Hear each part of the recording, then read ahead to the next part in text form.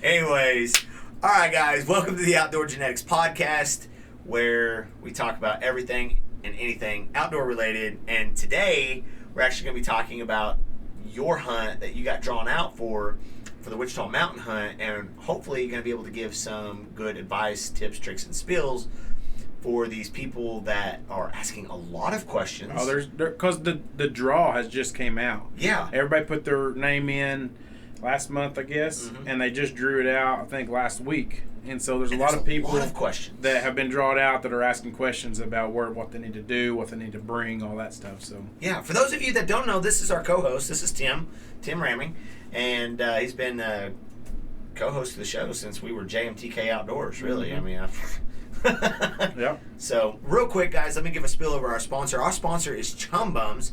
Chum Bums is an outdoor adventure community where really us outdoorsmen can come together in a place that we feel comfortable in an area where, or I should say an app, I guess, in an app where, you know, they truly preserve conservative American values, and we're not worried about cancel culture shutting us down. If we want to be excited, if we want to be happy, if we want to share, we can do these things without worrying about all the negative that comes with it, or even, like if you're on TikTok, getting your post or removed and or possibly even your account banned. Yeah.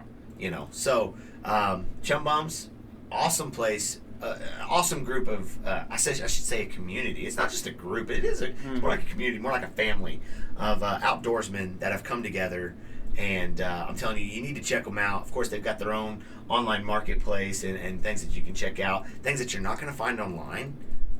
You might be able to find some things similar, but you're not going to find the things from the Chum Bums app in other areas unless your buddy is cool enough to give you something that they have from the Chum Bums marketplace, which I don't know that I'm that good of a buddy. No. Anyways, guys, be sure to check them out. That's Chum Bums, CHUMBUMZ. So, like you said, the draw had just come out recently. Yeah. For all these people that have getting drawed out for the elk hunt up in the Wichita Mountains here in Oklahoma. And last year you were drawn out, and I got to go with you as your second hand. Obviously, I didn't get to hunt, but you know I was there to film, which, don't get me wrong, was fun, but man, it's a lot of equipment to drag around. Yeah. Even though it just sounds like, oh, you're just hauling a camera and a tripod and a mic or whatever else.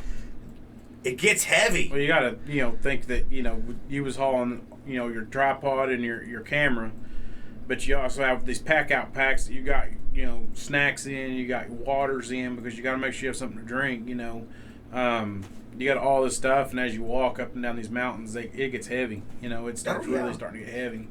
But yeah, it was this Wichita Mountain elk hunt that we're talking about is a once-in-a-lifetime type hunt, because the way it's set up is if you get drawn out, I don't matter if it's for a bull, either or a cow, that's it. You get drawn out one time and you're done. So even if you decide not to go on the hunt, once you're drawn, that's it. So it's a big deal. People from all over put their names in for this, and then hoping to get drawn out. This is the first time I'd put my name in for it, and I got drawn out the first year, and I was in shock. I couldn't believe it. This lucky dog. I'd put in. They give you three selections, and so I put in for you order them from 1 to 3, what you want, what the first thing you want is to the last thing, So I put a bull, either or, and then for my last one was a cow, and I got drawn out for a cow. And don't get me wrong, I was hoping for a bull, but I was ecstatic to get drawn out for a cow. That's a lot of meat, That's a lot of meat, and delicious meat at that. It was amazing. It was just it was an experience of a lifetime, that's for sure.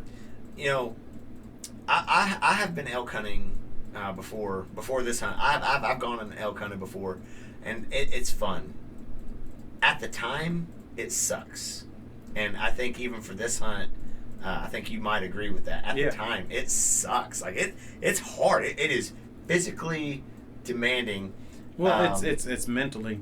Oh yeah. It's mentally demanding too. It just. Oh yeah. You have to be able to push yourself. You have to have a natural drive in order to do it. Now, granted, y'all can tell by looking at us, we're not the most fit guys around. I'm a fat kid.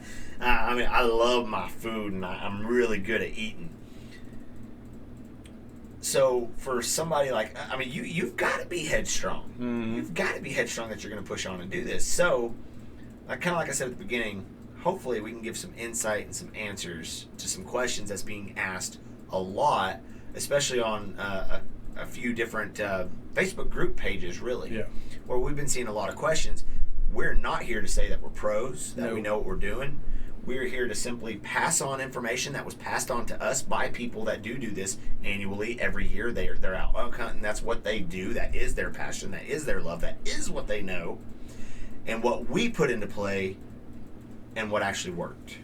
And and the stuff that we'll say too is there's different times they draw out, and you go on different times, different months. Sure. And so different parts of the season. So when we went, it was cold. It was Yeah. warm the first day, but then it got cold. You may go when it's hot, so your situation may be a little bit different the way the elk act, to Sure. what your weather situation is at that time. But I know one thing that they said at the meeting, because there's a meeting before you can go, and they said that the mountains over here, people don't think of it because it's just the Wichita Mountains are some of the hardest terrain to navigate through over here, just because of how rocky it is. It's just boulders everywhere. Right. And out of experience, now as the cameraman, I was behind you filming you the whole time. Out of experience, I could say being up in Colorado and other areas and going through these mountainsides, especially while elk hunting with all the gear and the packs and the rifle and everything else, other mountainous areas, I mean, don't get me wrong, I'm not saying it's a cakewalk. By no means am I saying it's a cakewalk. I mean, you still got to have that mental game. You still got to have that physical game.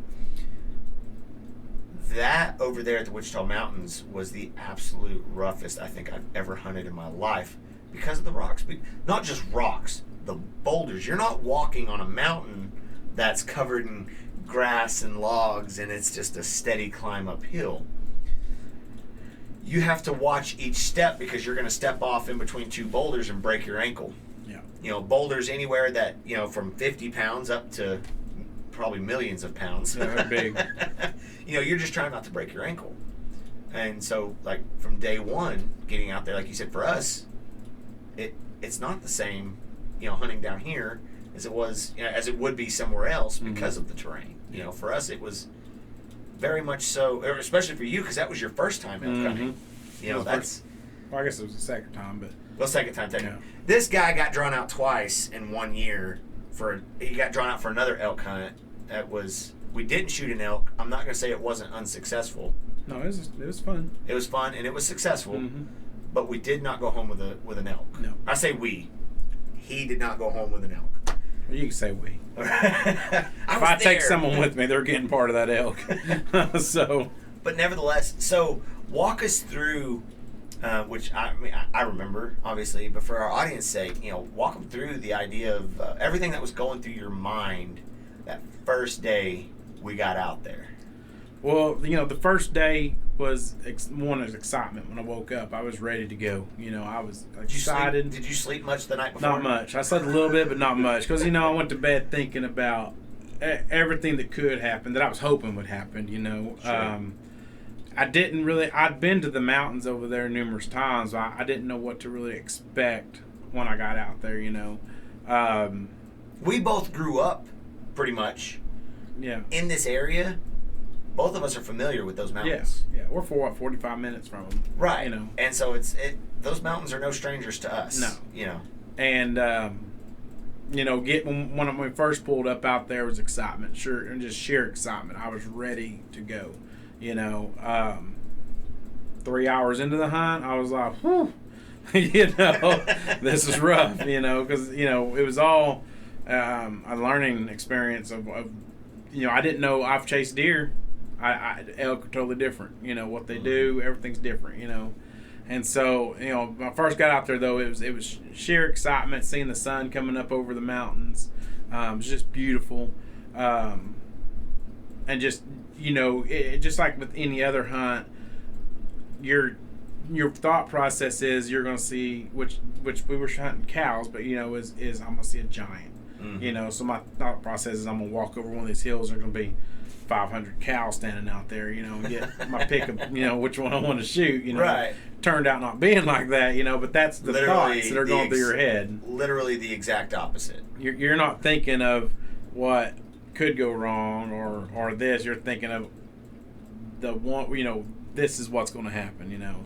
And then you have to come back down to reality once you get in there and you start hunting, because that's not how it is, you know. How fur? That's redneck. How far were we in when we saw our first elk? I think from where we went into to that first mountain, I think it was right at was it a mile? I think it was right around there. Yeah, and it was a bull. If I would have had a bull tag, first hour and a half, I would have been tagged out because we seen a really, really nice bull. Yeah. And yeah, it was about a mile in there, and we'd come over this ridge. We wasn't on the mountain yet. We were just on a little ridge line there, and when we came over it, he was down at the bottom. Just hanging out down there.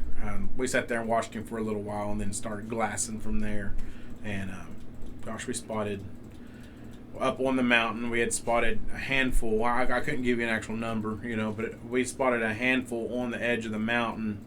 And from there, when we kind of looked over to our, I guess it'd be our right side, and there was a bunch of them that hadn't made their way up the mountain yet. There's all bulls. I bet there was. And I will say this really quick: when you're glassing for an animal that you have never glassed for ever, or if it's been an incredible amount of time, you really those animals. Yeah, okay, it's a big white and black creature. How can you, or you know, tan and dark brown creature, whatever. How can you miss it? I tell you, those animals are like ghosts out there. They can be very. It's like moral mushroom hunting. Yeah. Once you finally find one, you can see them, but until you find that one, it's like, where are they at? Well, you know, where they lay down at and everything, I mean, they just blend right in, you know. Oh, yeah. We found some spots when we was up just kind of trying to find a place to get up high and look, where it was all big, just steep boulders all in a circle, and there was a bedding area where they could lay there and look down over the mountain, you know, make sure there's nothing coming up at them or whatever, but they was out of the wind, you know. I mean, just the stuff that they get into to get out of the weather. Yeah. But it was pretty cool to see, you know, and the way that they place themselves. They're not in just one big ball laid up, bedded down. You know, you might see a bull with a couple cows, but it's, you know, it's one here, one over here. They place themselves where that wind comes off that mountain, and they can smell anything coming from behind them, but yet they can see anything coming from in front of them. It's pretty cool to see. Smart. Yeah. I mean, that's a smart animal. Yeah. Now, when we first got in there and saw that bull, for me as the cameraman, thinking, "Oh man, this is great! I'm gonna get a lot of great footage," and which we did. We got a lot of great footage. But at that point, for me, it was like, "Man, this could be quick and easy." Yeah. And it proved to be anything but that. Well, you know, I never thought, going over there, I never thought that I would see more bulls than I did cows. On top of the fact that I really was not anticipating to see the sheer numbers that we ended up seeing by the end of that trip. Yeah. Yeah, because deer hunting, you see a lot of does. You might see a few small bucks, you know, but you don't really see anything of size, but here and there. From where I'm at hunting, you know, you really got to hunt to find a big deer, you know. But it ain't nothing to drive up the road and see 30 doe out here on the field, you know. Right. I was expecting the same thing. I'm gonna see groups of cows out there, but I might see a couple bulls here and there, you know. It was totally opposite. You know, we get out there and there was just, I mean, numerous. I mean, at one point we seen that group of elk bull that were, what was it, 20? Yeah, at least. At least in one group of just all bulls, you know. And at that point, I think we had seen one cow at that point up on the top of the mountain. Beyond where they were at. Yeah, and so it was just so many bulls. It was just, that first day, you know, we made a lot of mistakes as far as we was watching the bulls, but we was trying to sneak around them, and we was wasting a lot of time, you know, where we figured out that we see all these bulls, we just gonna keep on walking, you know, and go after and try to find something else. Well, a lot of it too, from what I remember, and going back and watching over the film, we would sit there and we would glass an area. We'd say, oh, there's a couple right there. Let's go. And that hurt us. Yeah. That hurt us. When you see, for those of you watching that have questions about, hunting out there, when you do see the elk that you're going to go after, if you're glassing, don't just go after them. Yeah, make a game plan. I mean, you got to make a plan. You got to make a plan. And the other thing is it's not you should, it's you need to glass that entire side of the mountain. And when you make your game plan, you need to glass every single step that you plan on taking and everything around it. Yeah, because, I mean, that first day I think it was the first day, let's back up to when we had that meeting. The guys that were over that meeting, one of the things they said was, you can sit down and rest, but if you ain't moving, you ain't going to be shooting anything. You need to be walking, And what we seen as far as it may be different in different areas, because we was just in one area. That's a huge property to hunt on. So it may be a little different in some of the different areas, but where we were at, we had plenty of opportunity to shoot a bull if we had a bull tag, Oh, easy opportunity. But as far as the cows went, yeah, that came into play. You got to be moving, and like you were saying, you got to really glasses. I mean, constantly be stop and looking, because we had spotted a group of cows. I think there was 2 of them bedded down. One was standing up eating, one was bedded down. Yep. And we decided to go after them. They're about halfway up a mountain.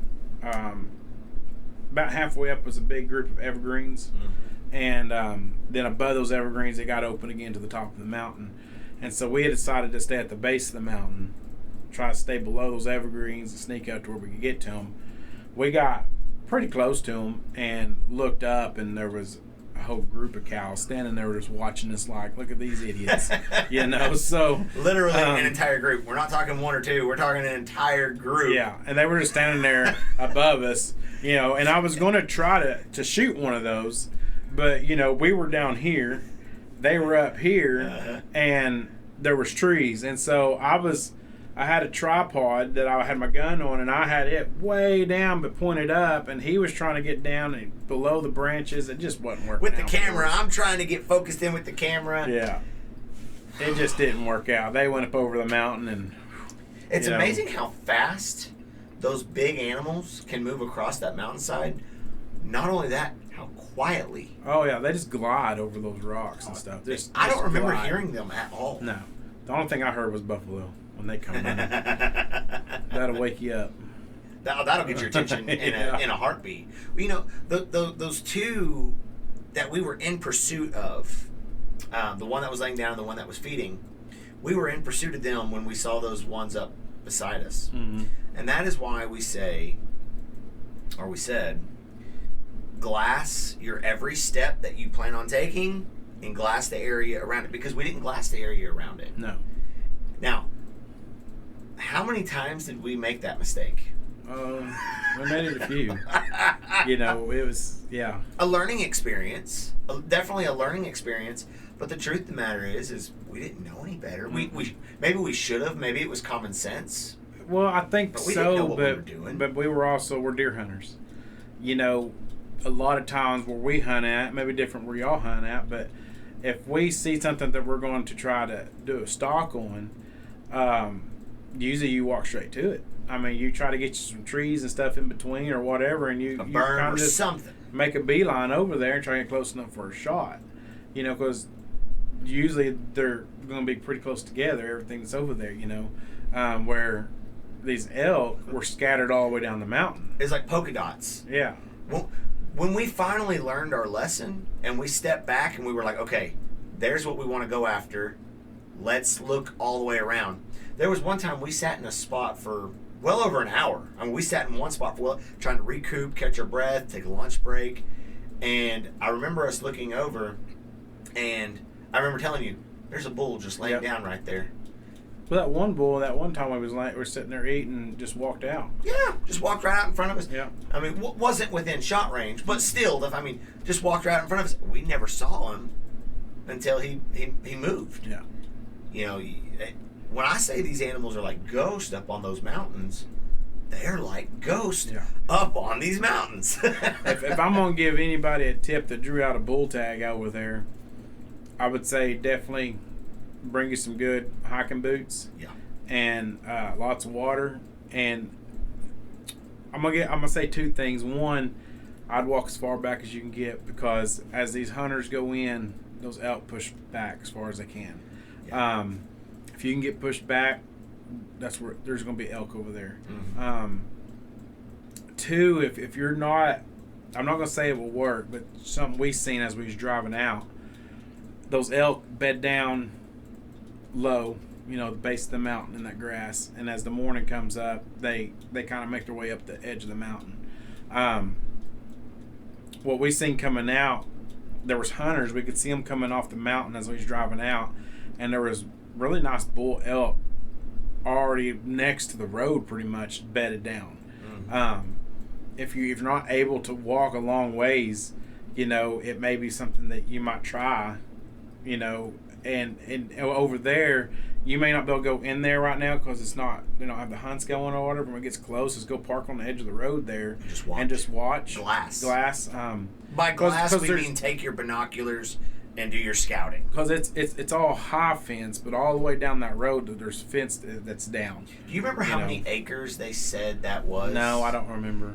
I want to say it's well over 20,000. Oh, it's more than that. It's way massive. More than that. It is incredibly huge. Yeah. So those elk can go wherever, you know, but if you can park on the edge of that road and watch through the high fence, you know, in the evenings and see where they're coming to bed down at, it may be an opportunity that you may be able to, if you're not able to do a lot of walking, maybe sit in a little chair, you know, close to the ground or whatever, and just wait for them to come back to that bedding area. At like the base of the mountain, where they're going to be making that transition from when first light happens and they start transitioning up, and or if you hunt the evenings from when they start transitioning down. Yeah. So that is something, that's a really good tip. Yeah. Because, you know, you're right. And, you know, we actually stopped. We were, 100 yards, 150 yards away. We saw one, there was a couple of elk with him, but one bull in particular, he was an impressive. Yeah, he was nice. A very impressive bull.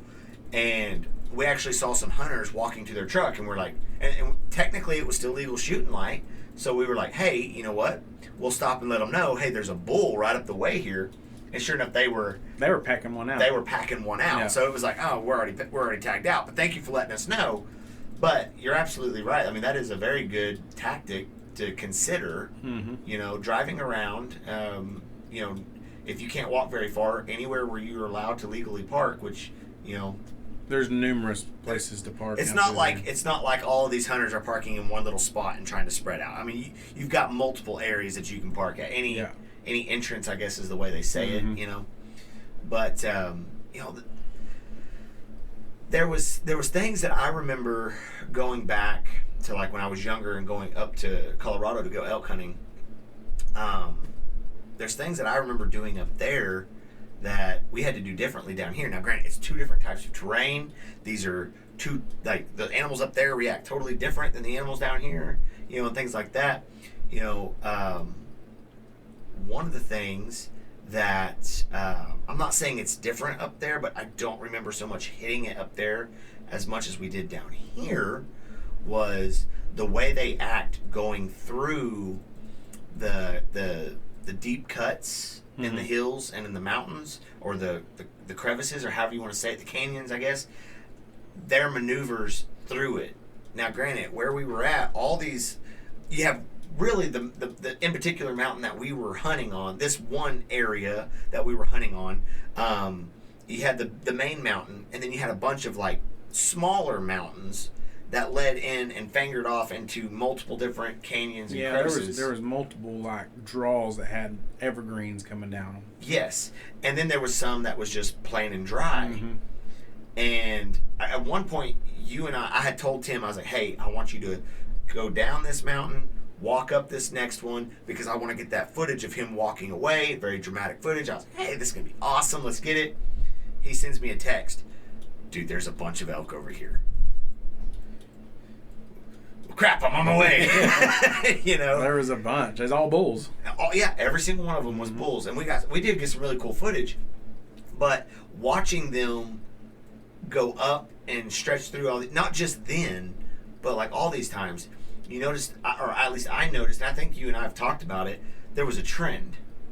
If there was even just a single tree or brush or something for them to use as cover, they would take that path every and I know it sounds like common sense, but we're talking to people that's never hunted before. Some of these people have questions.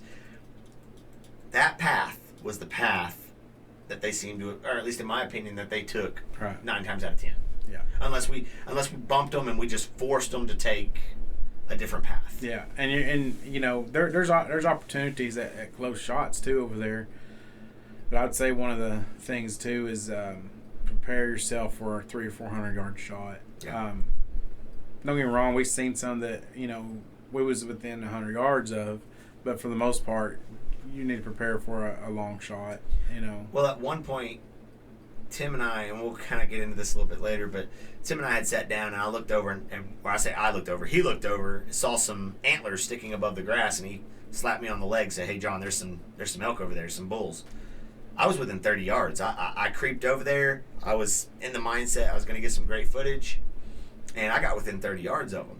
They had not a clue that I was there. So, like you said, though, you might get an opportunity for a close shot, but be prepared for those long shots. That's another good tip. You know what? Practice 200 yards out, 300 yards out. Practice those shots before you get over there. Yeah, that first day was windy.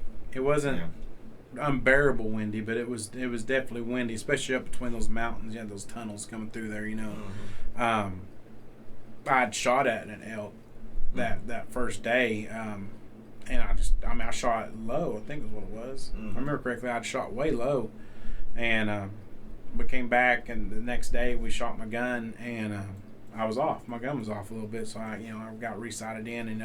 It might have been from walking up those mountains, or it could have been anything. But shoot it right before you go out. And make sure it's still on. Yeah, the day before, don't be afraid to take your gun out and go. Make sure it's sighted in. Yeah. Because once we did sight it in, at that point we stepped back again to even a further distance. Because at that point we had already. I think we kind of both came down to the conclusion we're going to be taking a far. I say we. Here we go with the we thing again. That you were going to have to be taking a farther shot than what we're typically used to. So where you and I typically did our hunting over the last few years, typically if you took a 150-yard shot, you took a pretty far shot. Typically most of our shots were well within 100 yards and like usually within 75 yards. Yeah. And well, deer hunting, I've probably never taken over a 100-yard shot deer hunting. Right. But, I've always had them in close, I have on a select few, but that, it's for where we were hunting, that's not typical. Yeah, I think all my guns I've always sighted in for 100 yards. It don't matter, that 30-06 or 30-30, it's all 100 yards. 100 yards, because usually I'm within that. Right. So, but once we figured out that it was probably going to be a longer shot, that next day, when we got back to the truck that night, if I remember right, we talked about it on our way to go get food because we were starving. Oh, yeah.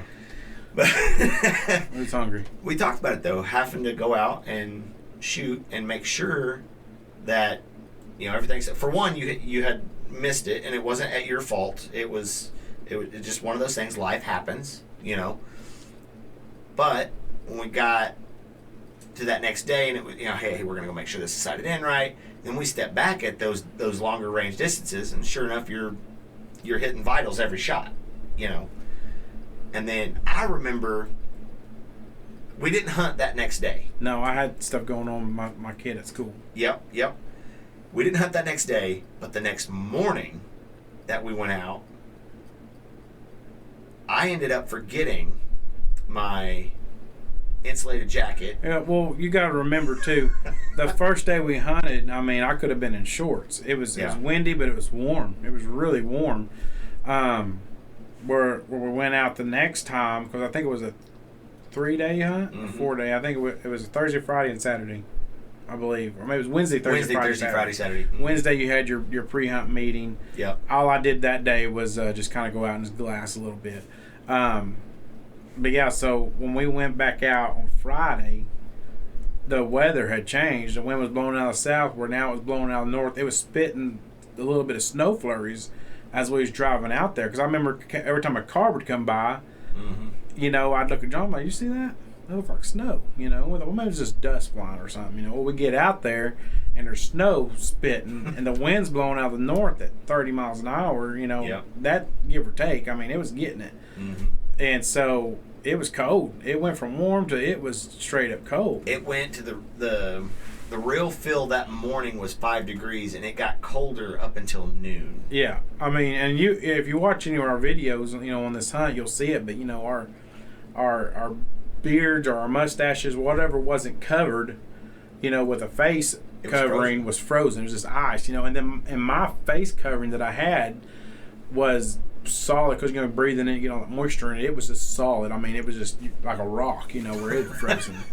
You know, it was brutal. And what made it so, don't get me wrong, the cold air itself was, it was very cold, and we're not accustomed to that, you know.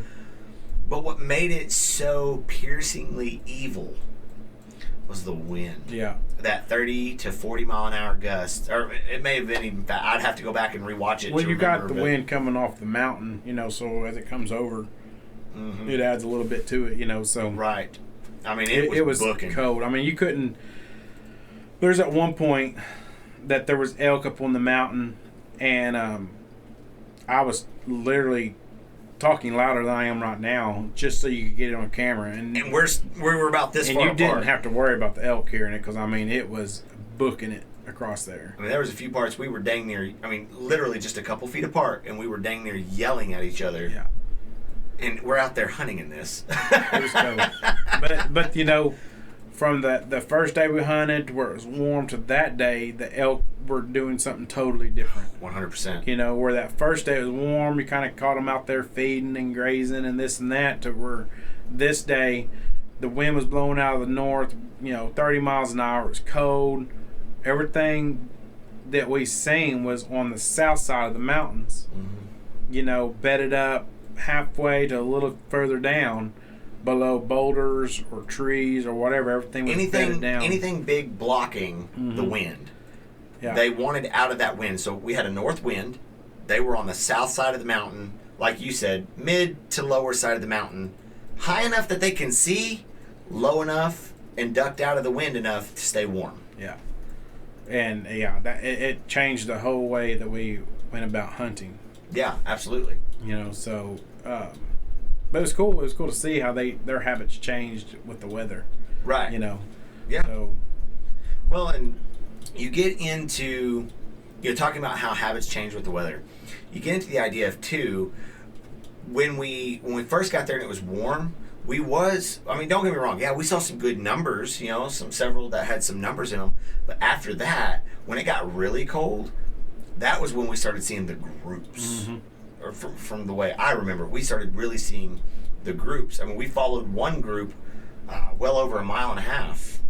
Yeah. From one mountain to the next mountain to the mountain on behind that mountain. Yeah, because that first day was all a learning experience. That first day, we were hoping to shoot something, and I'd taken a shot at something, but it was more we were having to live and learn it, you know, all at one time. So we actually left a little bit early, just because at that point, you know, we was like, you know, we're just going to go ahead and go in. Well, and we were already so far away from the truck, and having to get back before we have to be out of there. Yeah, so that next day that we had went out there, it was we had taken a lot of what we had experienced from just that first day hunting and applied it to this day, and it helped us a lot, you know.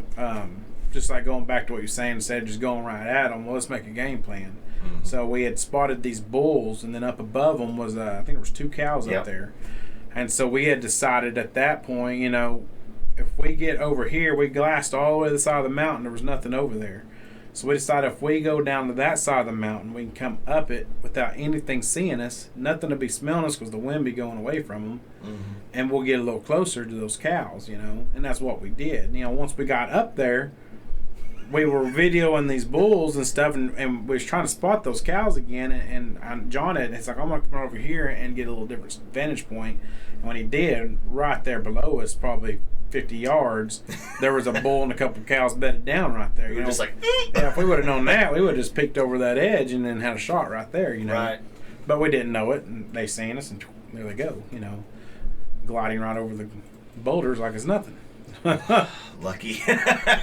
You know, and that we spotted those other two that we were after, and I was trying to get set up. I just wasn't comfortable with the shot, you know. Might could have made it. I really wasn't comfortable, and I was really nervous too because one of them to me looked like it could have been a spike, maybe, or you know, something small. And you know, there was 3 of them in that group. Yeah, and their rule over there, you know, where we're here for deer hunting, if is it 3 inches, 2 or 3 inches or less, it's classified like as a doe. Yeah, if you shoot just a little bitty spike, it's still classified as a doe. Where their rules over there for elk, where if it has buttons, it's a bull.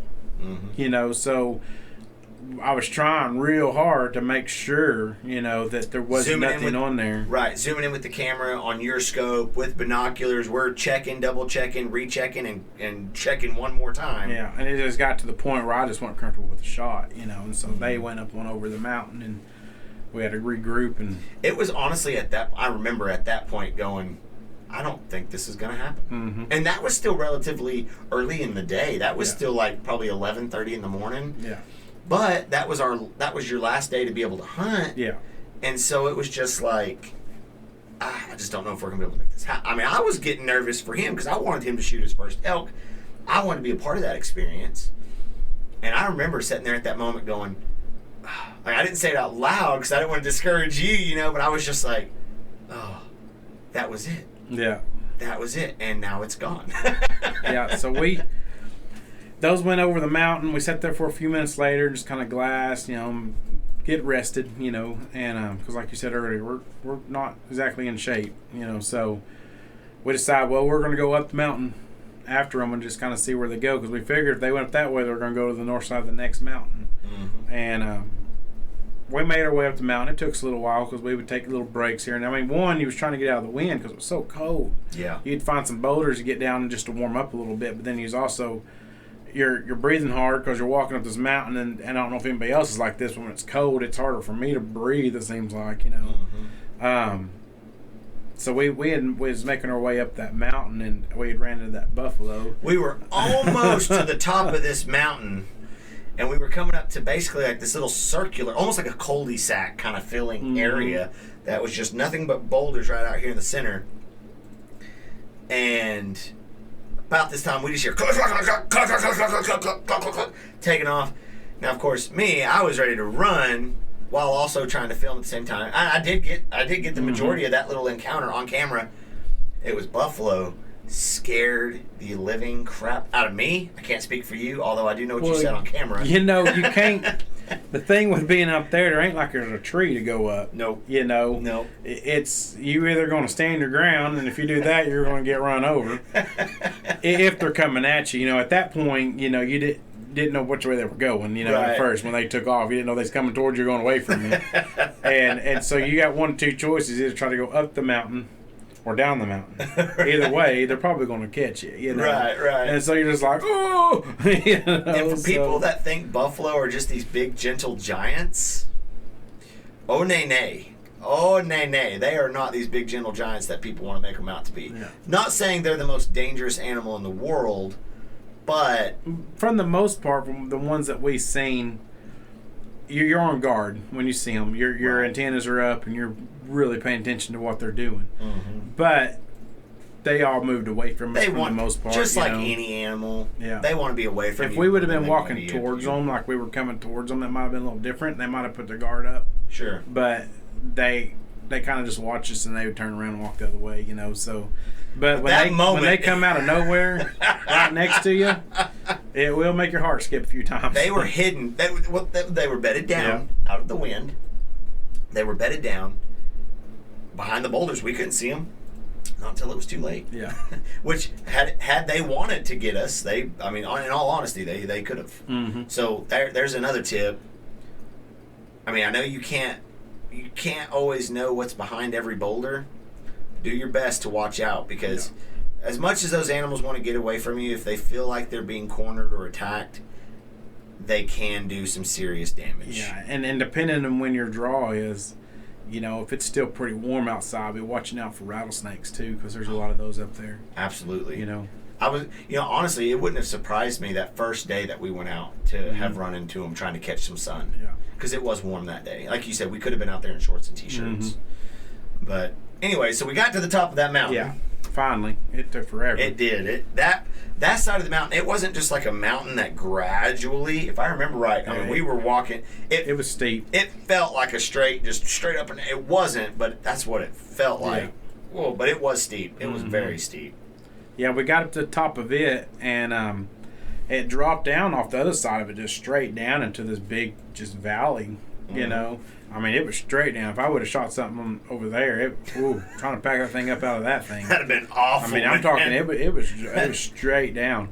But we glanced over to the other mountain on the other side of that valley, and sure enough, there were, I don't know, 7 or 8 bulls probably. I'd have to go back and watch the footage. Yeah, but there were 7 or 8 bulls and a few cows and stuff. But we were within range from one side to the other. But we had both made the decision at that point, trying to pull them up out of there, pack them up out of there would have took us way too long. That ravine had to have been 150, 200 yards deep. Yeah, it would have just been, I mean, we could have done it, but we'd have been there for a couple days. Yeah, it would have been, it was better off just to go empty-handed than to go ahead and try that, I mean, at that point, that could have been leading to, we had to make the decision, is it worth the likely injuries that would have happened? I mean, I already took a nasty spill going down the mountain with the elk on my back anyways, but could you imagine trying to traverse, I mean, dang near 90 degrees. I mean, it'd have been like climbing on a ladder up the side of those ravines had you shot an elk right there. And that ain't counting having to go down it if that elk wouldn't have, if I would have shot one, if she wouldn't have rode down into that ravine, we would have had to go up that steep embankment. I mean, because it was steep. I mean, it was steep down and steep coming up that next mountain to get to her and then come back down the steep. It was just, it wasn't worth it at that point for us to try that. We still had some time to hunt, so we decided to go on and try something else. Although it was a difficult call to make. Yeah. It really was, because at that point, we had already put in, I don't know how many miles. And each one that you pass up, you in your mind, you're losing confidence. Is that the one that I should have shot? Am I going to see another one? Type deal. So, I mean, I know at one point after we had passed those up, I was beginning to just be like, let's go back to the pickup. Right. We're not going to find another cow to shoot, but we'd have continued on and just. It was around that point was when we actually started making the long way around the mountain. Yeah, we stayed up kind of on top. It was pretty cool. There was, top of this mountain, it kind of dipped down into a bowl, almost like a little valley through the top of it. And so there was all these, the peak of that mountain, it dipped down, and there was another little peak, and it looked like it was a really good place to hunt anything. I mean, it just had that feel about it, like this is a good place to hunt. The spot. Yeah. And, we were walking down through there, and John was in front of me, and we were just kind of easing down through there, and I just looked. I was getting ready to go way ahead of you. Yeah, you was gonna film me walking. I was gonna film you walking through this little area, beautiful, pristine area. Yeah, and I just popped off to John. I don't know why.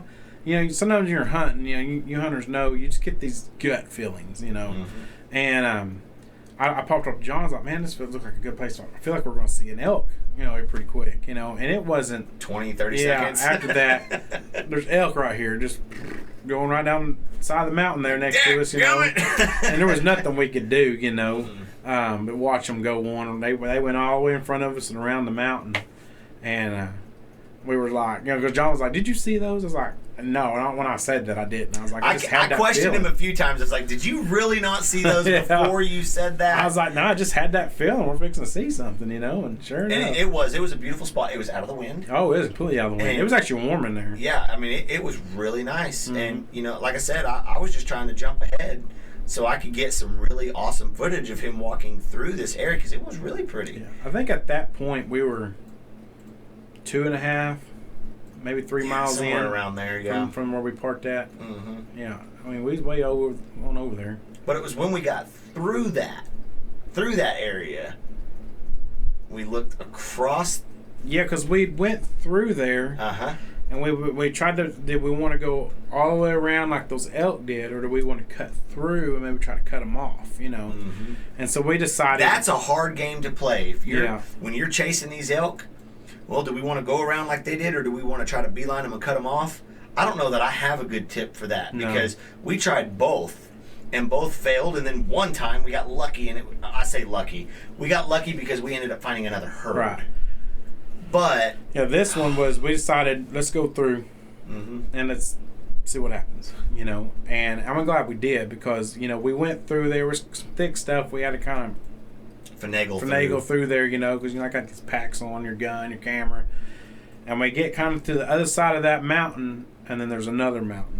And on that mountain, there was elk all over it, bedded down. There was numerous cows, numerous bulls. There was a couple of different groups. Yeah, and there was some deer, out there on. Everything's just piled up right there on that edge, you know. Out of the wind. Yeah, and we were out of the wind. We sat down. Our hands were frozen, you know, and we sat down against some boulders. So frozen that when I went to go hit the touch screen on my camera to try to go for, I think I was going from slow motion to regular motion. My fingers wasn't reading on the touch screen. I mean, we had gloves on, but you know, anytime you were trying to do something, you take them off. Yeah. You know, like me, a lot of people can do it. I just can't do it. I can't shoot with a glove on. I take it off. Now, I have had the ones where you pull the tip of your finger thing back, you know, but I take my glove off to shoot. And so we're sitting there, and I've got my tripod up, you know, with my gun, and we're ranging them. I think when we first ranged them, they were out their ways. It was like 320, 340. Yeah, something like that. They was out there good ways, and so he's like, let's just sit here, just watch them for a minute, catch our breath, you know. And at this point, we're looking at about an hour and a half before dark. Yeah. Maybe closer to 2 hours. Yeah. Closer to 2 hours. We had a little bit dark. of time, but not a bunch. Yeah. And I'm sitting there, and we found the one we want to shoot. She's pretty much not the biggest one, but she was the closest one. Mm-hmm. And we decided, you know, we're going to go after that one, you know. And I finally get my breath, you know, my breathing calmed down because I was already breathing hard from walking, but now I'm breathing hard because I'm excited, you know. And so we just sit there, kind of get everything calmed down, you know, and I'm ready to go. And I get, you know, beated down on this elk, and she's walking across the side of that mountain, and I told John, I was like, as soon as she stops, because she was already broadside. Now, at this point, we had already moved.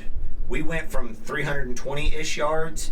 We had moved to try to get a little closer and to get a better vantage point. And I liked the vantage point that we ended up on compared to where we was. Because not only did it put us literally almost 100 yards closer, it gave you a very stable area instead of trying to balance that tripod on literally 3 different rocks. Right. You know, you were on one solid platform. So we were about 100 yards closer, and it was perfect. It was perfect. Yeah, anyways, go ahead. Yeah, she was walking broadside, and I told John, I said, as soon as she stops, I'm gonna shoot her, you know. And she kind of got to a boulder, and she kind of turned a little bit, so I was like, oh, I'm going to wait, let her turn a little bit further. Well, instead of her turning back broadside, bloop, she just disappeared. She laid down, and we got it on video. You need to go watch it because it's comical. And I'm not saying I was like getting ready to shoot. I mean, I was off safety, finger was on the trigger. I mean, I was ready to make the shot as soon as she stopped, and she laid down, and I was just like, and she laid down. Kidding me. The thing is, it's not just the fact that she laid down.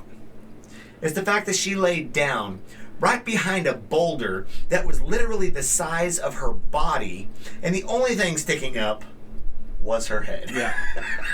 and so I was like, you gotta be kidding me. Because I just fought off all these jitters and stuff, getting ready to shoot. Well, now, I mean, I get a chance to sit there and calm down, but I gotta sit here and watch her, you know. And so now time's ticking. Yeah, so now we're watching her, but we're also, if one of these others stand up, all right, we're gonna change and we're gonna come to this one, you know. And yeah, times is ticking. I'm like, if I can't get, you know, I remember talking about it. If if I can't get a shot on her pretty quick, we're not gonna have time to do this. It's not Right. gonna have time to do it, you know. And she probably laid there for what, 20 minutes? Yeah. I mean, it She seemed laid like an there a eternity. long time. In all reality, yeah, it was probably closer to the 20-minute mark. I'd have to go back and watch the film because we filmed almost the entire thing minus a few small clips. But it felt like we were just moments away from having to shut it down because of Yeah. running out of light. Yeah.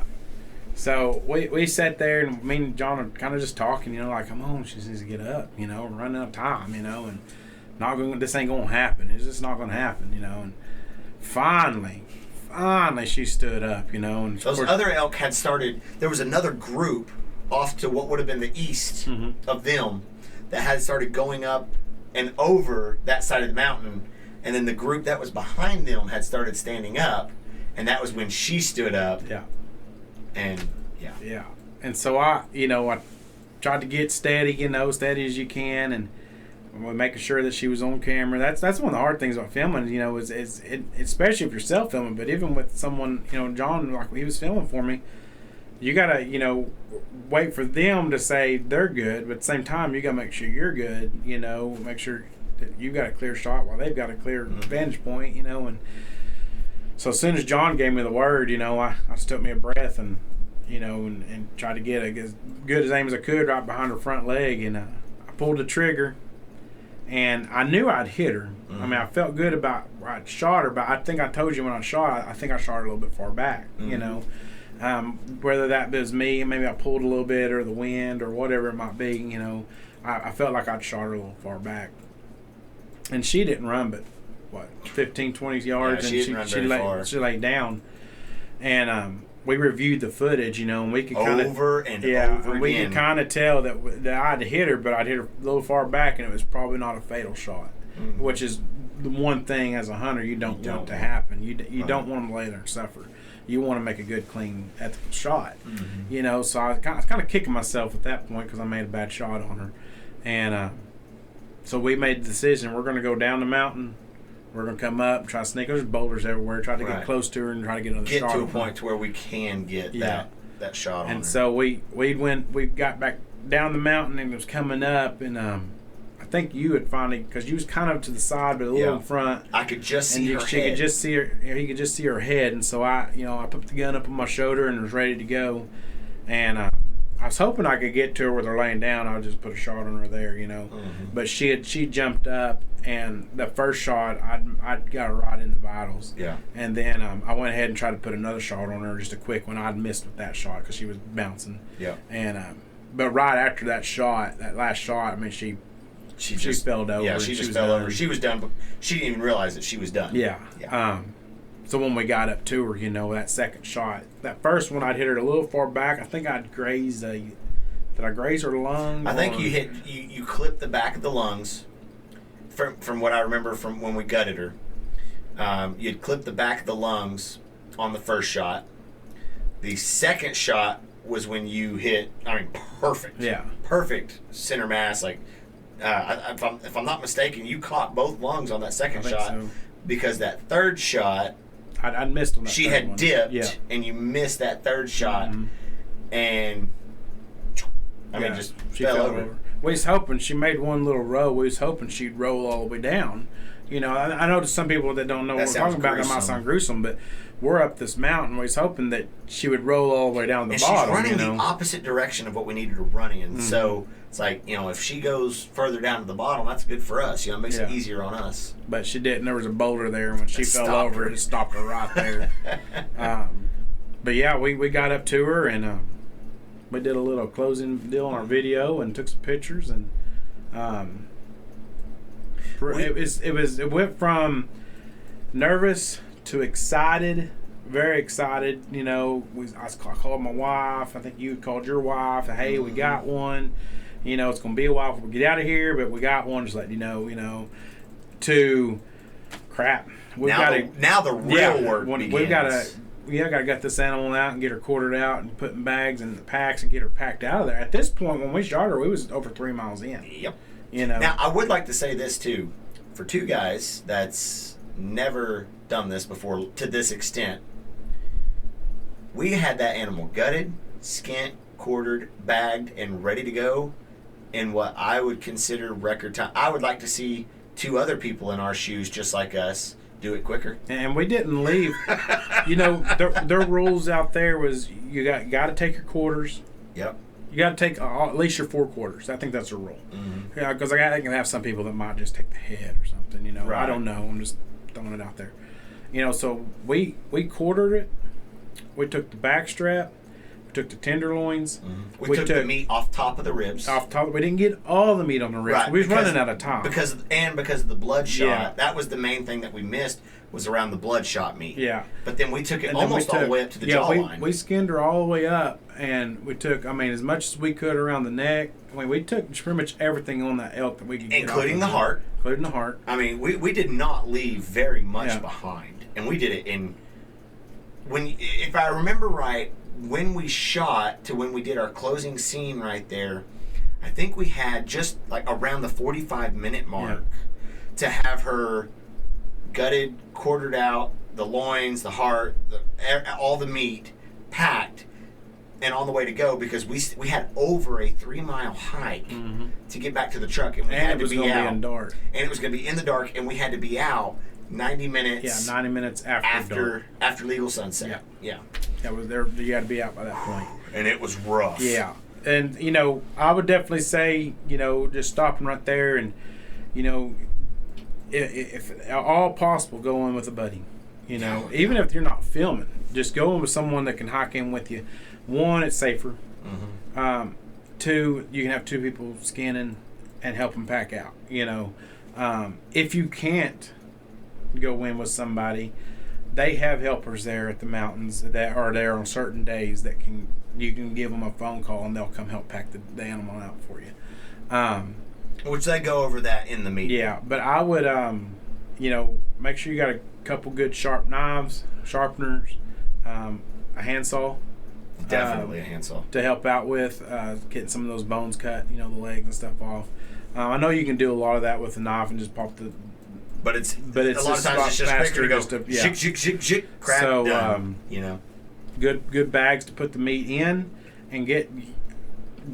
With that first elk hunt that we had went on that I got drawn out for, we didn't have pack-out bags. We had regular backpacks. Yeah, we had this bright idea, we'll just take our backpacks, we'll just tie it to the backpack and just hold on to our straps and walk out. I'm glad I didn't shoot one at that point that I shot this one, because that wouldn't have ever worked. Get you a good heavy-duty pack-out pack. Luckily, we have some friends that they had actually got drawn out for the same hunt, but they had gotten to shoot a bull. They shot a bull the day before you went out and hunted the first time. Yeah, they shot that first day. That first day, they went out and shot a bull, and we were talking to them, and they were like, man, do y'all got packs? And we're like, we got backpacks. We don't need regular packs. Yeah, we don't need actual... No, John, y'all come get these packs. And that was exactly what we did. Thank God. David, Cole, thank God for y'all. Yeah, because that makes a tremendous difference. I could not imagine packing that out in a backpack.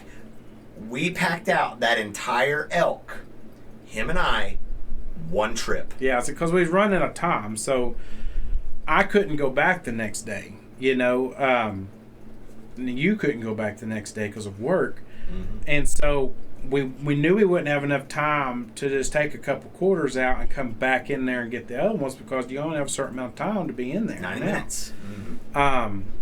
So we made a decision to quarter up. We each had a back quarter, each had a front quarter, we each had a back strap, and then we each had just The other little meats and stuff. We just in tried there. to divvy it up pretty evenly. And then we got, you know, he's got this camera gear, I've got my gun, all that stuff, you know. We pulled everything out of our packs, and we got everything in there. We put our waters and everything at the top. That way, if we needed a drink, they were right there, you know. we didn't have to dig through the meat to get to it. And we started, you know, making our way, and, you know, if I had to come back the next day, I could have by myself, but I needed it to be closer. Yeah. So we had the mindset, if we can get at least halfway or closer, if we can find a tree, we can hang some of this meat in, because it was cold. I mean, it was cold. Yeah. The meat would have been just then fine. I could have came back and got the rest of it by myself, you know. Yeah. But we made the decision, we're going to try to pack this elk out in one trip, you know. I would not advise that to anybody out there. No. I don't care how big, bad, macho gym rat you are not prepared. No. You are not ready. I don't care who you are not prepared for that. Yeah, we got, the meat in. I think, was you on your knees and I put it up on your pack? Yes. I think that's how we did. We got on our knees and got the pack on, and then the other one just literally strong arm and you up, Yep. And so we looked at the map and we seen, okay, there's roads kind of now through there because they were the people that work at the mountains and the stuff. And they can go through and check stuff, and so we decided we get down here, we get on this road, cut through to another road, try to stay the path of least resistance and get back to our pickup. And man, that first path of least resistance, my butt. Yeah, there was no such thing. From where we shot, and you had to go down the mountain, and you got all this weight pushing down on you, especially going down because now you're trying to balance. Yeah, you're almost trying to lean back, so if you fall, at least you fall back on your pack. You don't tumble forward, And we got almost to the bottom, and his feet got tangled up. I had stepped on a boulder, which had some small, just trash trees, trash brush, whatever you want to call it, and I had stepped on it. Well, it was the end that I had stepped on was with my left foot, and it was over the entire right side of the boulder, rooted into the ground. And so when my right foot went up, I just caught it, and I took a nasty. Oh, he tumbled hard. I took a nasty fall, which, don't get me wrong, I was afraid for me because I didn't want to be hurt, but I was really afraid for Tim because Tim's already got an elk to worry about. The last thing he needs to worry about is his cameraman jacked up, messed up, broken there on the side of this mountain. Now, it's cold. I'm not saying, worst case scenario, we would have called the authorities and whatever. We could have got help. I'm not saying I couldn't have made it. I wouldn't have wanted to have gone through that. And I'm thankful that I was okay. But the more impressive part, even though I took that hard of a tumble and my camera took a really good hit, there's nothing wrong with the camera or the tripod that we were using, which is good because we've already ruined one high-dollar camera. So yeah. So we get down to the bottom. He's okay, kind of catches his breath from falling, and there's buffalo. There's a herd of buffalo. So we're like, well, we can't go all the way down this road because that's where those buffalo are at. So we cut through, and like I said, we talking about the beginning, it's just boulders. Anywhere from little to big. You can't see them in the grass, and you're tripping on them, and it's hard enough keeping your balance. We stopped numerous times on boulders that we were pretty much sitting height, where you could get the frame of that pack to sit on that boulder just to get weight off of you. Because all that weight, you got those straps on, and all that weight is just pulling on your shoulders and underneath your arms. When you would finally get that pack onto the boulder,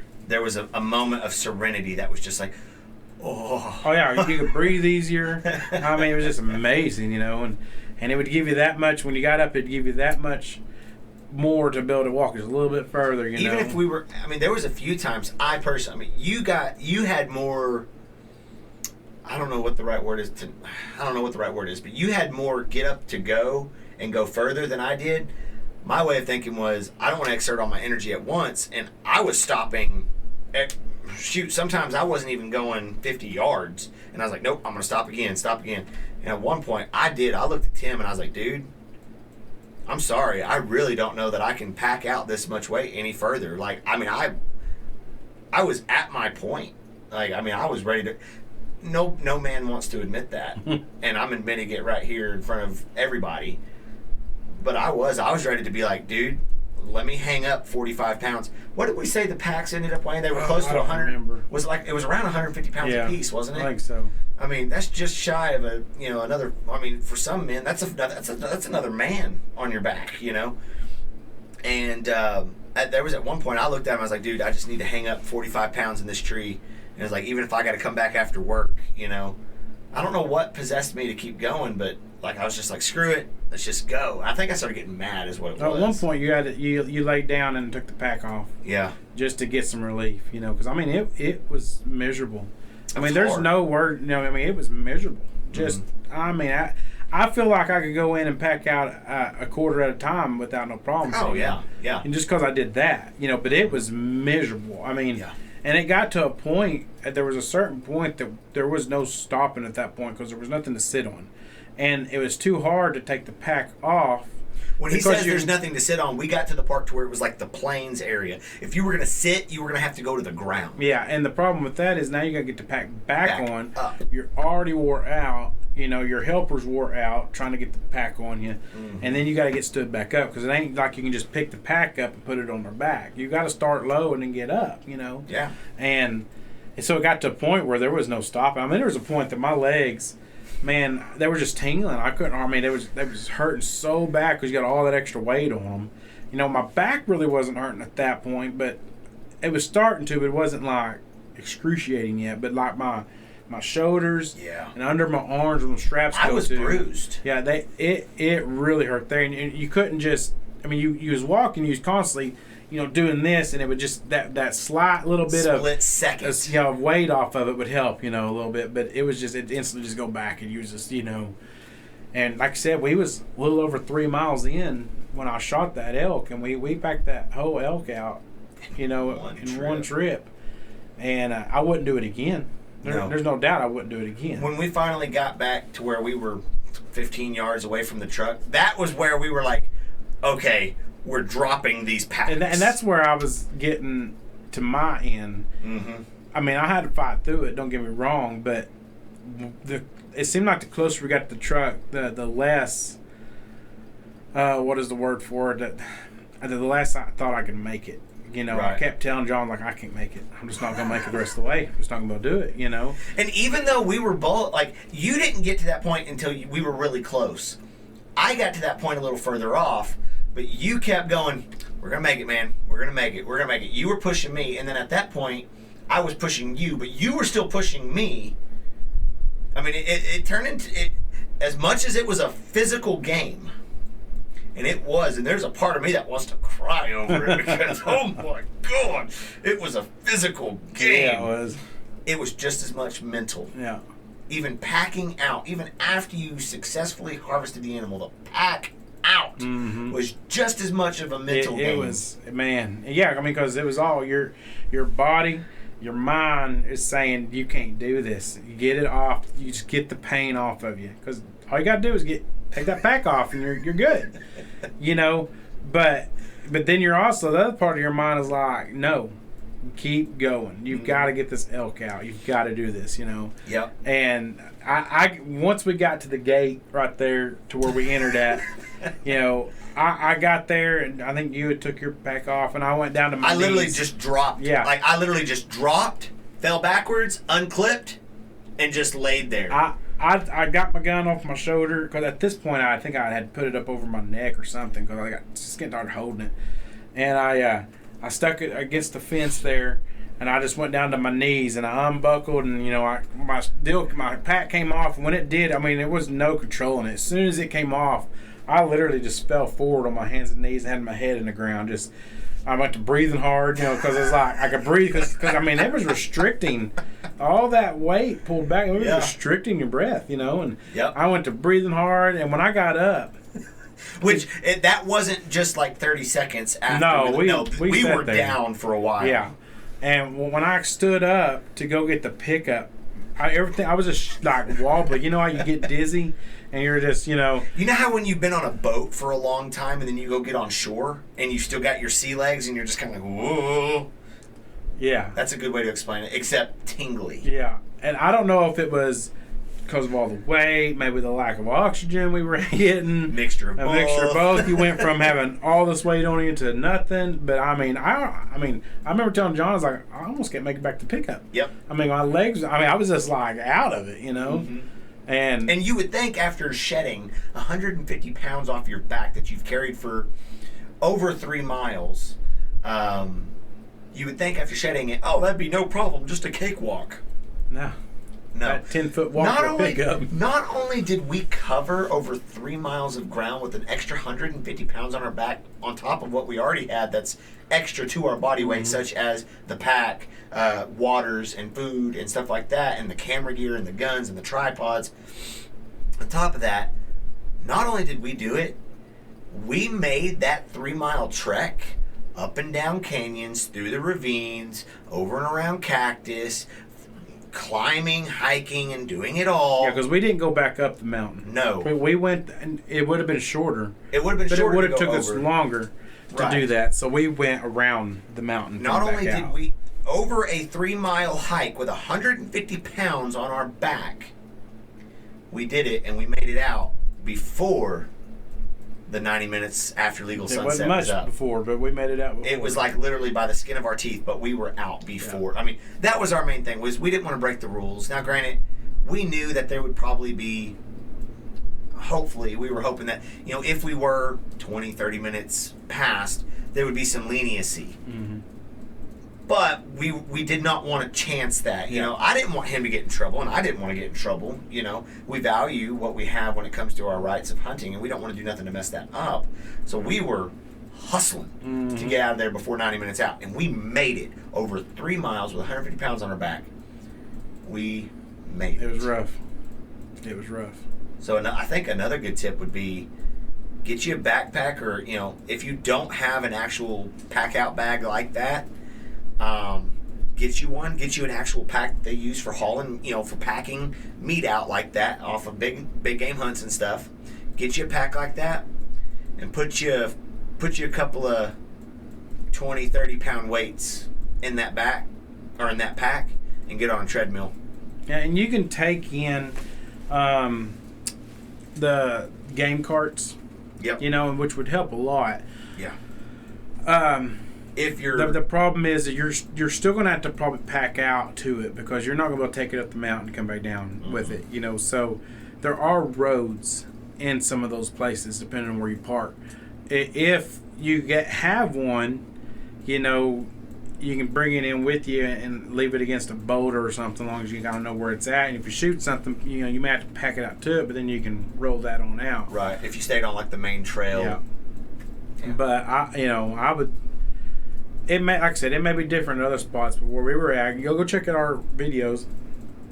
We seen 60, 70 bull elk. Easy. Yeah. And that's just what we got on camera. And some of them were small, some of them were really, really nice bull elk. Yeah. But I mean, I would do it again if I could. But that's a one-time draw deal. So let's do a recap real quick. So first off, prepare your physical self as much as you possibly can. Yeah. And have a mentally strong game. I know this sounds like it's just a walk-in, easy hunt. And for some of you more established elk hunters out there that's been doing this for a long time, it might be a cakewalk. But for those of us that don't get to do this stuff regularly, you need to be physically prepared and mentally prepared.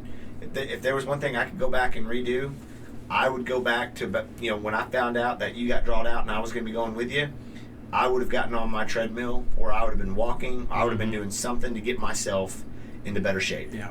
I would have done that. I look back at it now. I would have, when we glassed, I would have been a lot more observant from the very get-go. Instead of just making those straight runs. Yeah. Be very much so more aware of what's around where you're wanting to go. Watch your wind. Yeah. Those elk will be, if it's hot, they're going to be where the wind's coming up to them. Is that right? How they did that? Yeah, that was what. Yeah. No, they had the wind coming down behind them. They had the wind when it came down over the mountain. Yeah. It was coming down on top of them. Because what they do is they get up on that mountain where they can smell coming behind them, but watch out in front of them. So just, if it's windy, just check the edges of those mountains, because they'll get out of the wind and stuff, Mm-hmm. And they'll watch. If you see them, they've probably done seen you. Yeah, that's more than likely. They've probably already seen you. If you can, you guys get drawn out, I think they're doing it again. They have the bugling tour over there. Yes. Okay, so yes. A lot of these hunters do this that know about this. Check it. Go. I think it's on Facebook, but Google it or whatever. They have the Wichita Mountain Elk Bugling. It's in September during their rut. Yeah. And you actually go in to the hunting areas, and they drive you around out there on a whatever it is, a trailer or whatever, and they find elk and let you listen to them bugle and stuff. Go get you a lay of the land. Go schedule one of those bugling tours. Go out there with some binoculars and get you a little bit of lay of the land. You know, kind of see where they're at, what they're doing. You know, and check them out like that. It'll give you a little bit of help to know what that terrain's like over there. Yeah. You know, that's what a lot of those roads that we were talking about is those bugling tours. They take those roads around and so limit what you pack in. Yeah. But don't underpack. Yeah. There is a fine line. Ration your water, ration your food. It's a long ways to walk back to pickup because you're thirsty. Yep. And you don't think about it. You think, oh, it's just 3 or 4 bottles of water.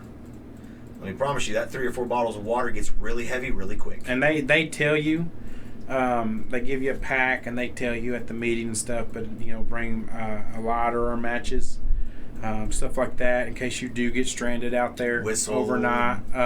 You can, hopefully without catching the whole world on fire, if you do get stranded, you got a way to get some warmth and stuff like that, whistles, they want you to have a whistle, all that kind of stuff. Yeah, a whistle or a air horn. Air horn, yeah. Yeah. So, but they'll send you a pack for anybody who's got to draw it out, It'd take them a little while to get mine right off the bat. It took a little while and I got my pack in. But you still had plenty of time to prepare. Yeah. They send everything in, what all you need and what all they want you to have, and then you'll have a pre-hunt meeting. Be the first day of the hunt is when the meeting is, and a lot of people already kind of know where they want to go. I don't know if they just look at the satellite or how they was doing it, but as soon as that meeting was over, man, it was like a race. Everybody's getting to where they want to be at, But they have a meeting. Don't be afraid to ask questions, at that meeting. Make sure you got everything, you understand everything. Like you said, plenty of water. Bring plenty of water. If you're going by yourself, good luck. And if you do get, if you're able to bring somebody, you have somebody that you can call on. Make sure they're ready. Make sure they understand too, because me just being the cameraman, Tim's second man, that was brutal on me. And and I would say if you go by yourself too, when you get to where you're going to park. The service out there for cell phones ain't the best, but you do have service here and there. When you get to where you're going to park, I would drop a pin and send it to a buddy so they at least know where you're parked at. And if you're up on a mountain, it may be 5 hours into the hunt. If you're up on a mountain, you got some service, maybe drop another pin, send it to them, tell them, hey, this is where I'm at right now.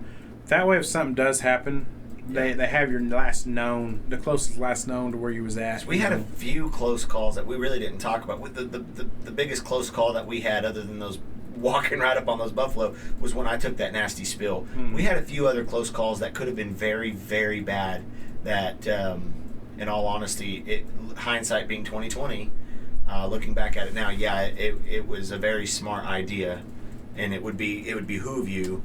It would be a very smart idea to do exactly what you're saying. Yeah. Drop that pin of where you're at, even if it's just every so often. And then if you shoot one, they kind of want to know where you shot it at, and they'll tell you all that. But I didn't do it, but luckily I kind of knew where I was at, so I got myself in the general area with my phone at home. But if you shoot one, pull up your GPS real quick and write down the coordinates, if nothing else. Write down that coordinates so that or just save your location. Yeah, that way because they have a deal where you can log in or call in, saying where that you shot one and what you shot, where you shot it, all that stuff. You can give them that GPS coordinates and they know where you got it at, what part of the mountain, stuff like that. For me, towards the end here of this, one thing I would say that I think. I've talked to some other people that have been out there hunting, and I think y'all will probably experience the same thing, whoever's out there hunting. I would encourage you to maybe, when you're done hunting, to suggest to them to open it up for more hunters. Or maybe do a deal where if you draw out for a cow and you successfully harvest a cow, you can put in for a bull. Because there's so many. If it was something where we wouldn't have seen very many, I wouldn't be saying this. But everybody I've talked to, there's so many. And we've talked to quite a few of the hunters. We've seen a lot of big ones, but we've also seen a bunch of really small ones that I don't know how big they'll get. But I think they really need to open up for more hunters to be able to come out and hunt that, because there are a lot of elk over there on that mountain. Yeah. And that was just that small, little, bitty Yeah, we didn't section. cover very much. We covered, that area is well over 20,000 acres, and we only covered, really that whole time, to our farthest stretch was basically where we shot that, or where you shot that cow, a little over 3 miles. Yeah, we didn't even touch other spots out there, you know. Well, not even a little bit. But yeah, I would definitely encourage them, if you go out there, you know, record what you see, whether it be on a piece of paper or whatever, the numbers you're seeing, stuff like that. Don't be exact, but you know, and maybe encourage them to open up the draw for a little more. Like I said, I would like, not only because I shot a cow, but which I would be out of it now because it's not Right, the because rule. that's not the rule in effect. But right. you know, there's some places where if you get drawn out for a cow of a certain species or whatever, if you harvest that cow as a reward for harvesting a cow, because a lot of people don't want a cow, they want to go after the trophy, you know. Right. Then you get rewarded with being able to put your name in for just strictly a bull or buck or whatever it is you're hunting. I would be okay with something like that too. Yep. Where people that get drawn up for cows can, as long as they harvest that cow. Right. You know. I do agree, though. I definitely think with the sheer numbers. Now, granted, me working with my old job, I was up there in that area all the time. I mean, on a weekly basis, most of the time, you know. The numbers of elk that, even from the road, that we see in that area where you do your hunting up there, the numbers are huge. Yeah. There's a lot of numbers out there, and like you said, we've talked to multiple other people several times, or me especially. I work with one of the guys that actually got drawn out there, when we've constantly said the same thing. There's so many out there, not necessarily for my benefit, not for your benefit, but just in general. There is an incredibly heavy population of them out there. Yeah, I would say also, going back to when we skinned it out, you know, if you've never done it, Google and find on YouTube some stuff of how to skin an elk and stuff, because it's different than a deer. But I would say, you know, whether you're by yourself or with a buddy's so much easier. Yeah. Whichever way that elk's laying, that's where you need to start skinning it at. You're not going to take the whole thing, you know, the hide off like you would a deer and, you know, be able to do all this, you know. So what we did was started at the back strap, or I guess we started at the back of the head, and went all the way down to the butt, and we just skinned down one side of that elk. And then you would start taking a quarter, and I would start doing one thing, cutting meat, you know. And I was working on one side, he'd be working on the other. And then once we was done with that, you know, got all the meat off, and then we rolled her over, and then started cutting the other meat. You know, there's other ways of doing it. I would just go on YouTube. Some people will take that hide and just flop it over. Yeah. You know, type deal, and lay their meat on that, and then once they're done, they can get their meat put in the bags. You know, we were doing a little different. He would get a quarter off. I would cut the leg, hoof, and stuff off and stick it in the bag, and you know, do that. So definitely do your research. Keep your meat clean as you can. You know. Yeah. If it's hot, make sure you got, you know, somewhere you can get some ice to get that meat on ice. Cool down. Luckily for us, when we shot that one, it was cold. That next morning, I was going to take it to my processor, and it was so late.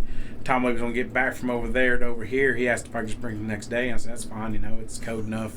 So when I went out the next morning to grab the heart and there's a little bit of just neck meat and stuff so we could cook it up, before I took it to the processor, it was all froze. It was froze solid, you know. So luckily for us, it was cold.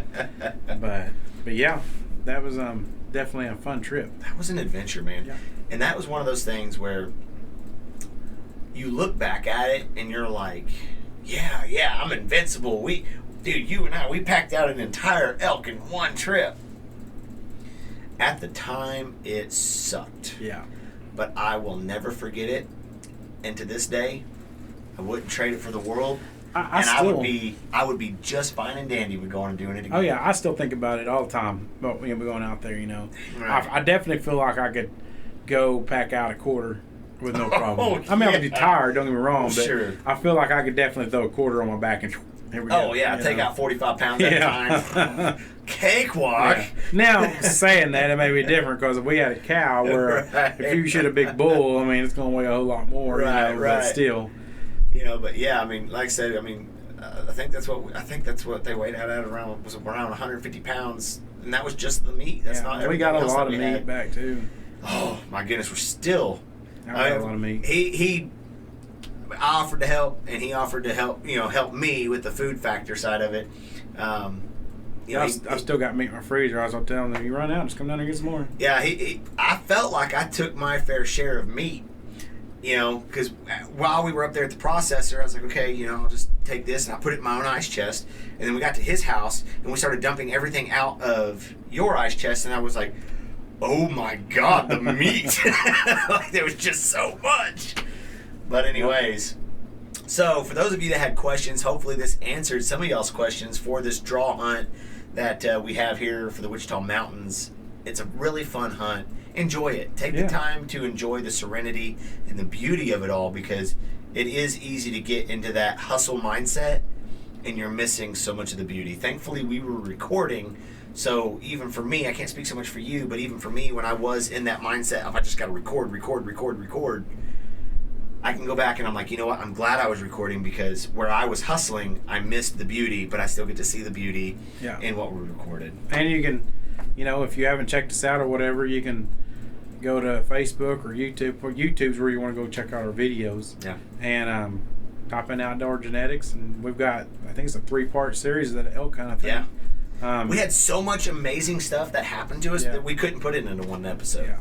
Go on there and you'll see all the elk we're talking about. We're not exaggerating when we say we've seen that many bull elk. I mean, we've seen a lot of elk. If you'll go watch the videos, you'll see. And then even then, there was still so many videos and clips and portions that we didn't post in it, just because it was like, okay, all right, we've seen the 100th elk for this time. We need to move on to another scene, There's so many of them. There was so many. It was crazy. But anyways, guys, thanks for tuning into this podcast. Tim, I'm glad you got to come over and see me today. Have fun.